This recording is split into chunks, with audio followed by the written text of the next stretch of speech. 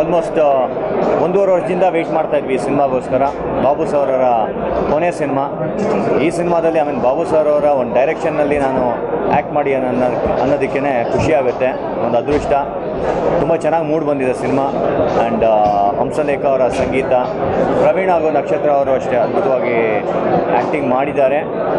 And ಇದರಲ್ಲೊಬ್ಬ ಒಳ್ಳೆ ಆ್ಯಕ್ಟ್ರಾಗಿ ನಾನು recognition ಸಿಗ್ಬೋದು ಅಂತ ನಾನು ಅಂದ್ಕೊಂಡಿದ್ದೀನಿ. ಯಾಕಂದರೆ ಅಷ್ಟು ಚೆನ್ನಾಗಿ ಬಾಬು ಸರ್ ನನಗೆ ಪ್ರತಿಯೊಂದು ಶಾರ್ಟಲ್ಲೂ ಹೇಳ್ಕೊಟ್ಟು ಮಾಡಿಸಿದ್ದಾರೆ. ತುಂಬ ಕಲ್ತಿದ್ದೀನಿ ಬಾಬು ಸರಿಂದ. ಸೊ ಅವರ ಆಶೀರ್ವಾದದಿಂದ ಬೆಳೀತಾ ಇರೋದು.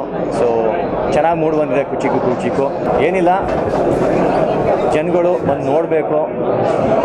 ಅದ್ರ ಬಗ್ಗೆ ನೋಡಾದ್ಮೇಲೆ ಅದ್ರ ಬಗ್ಗೆ ಹೇಳಬೇಕು.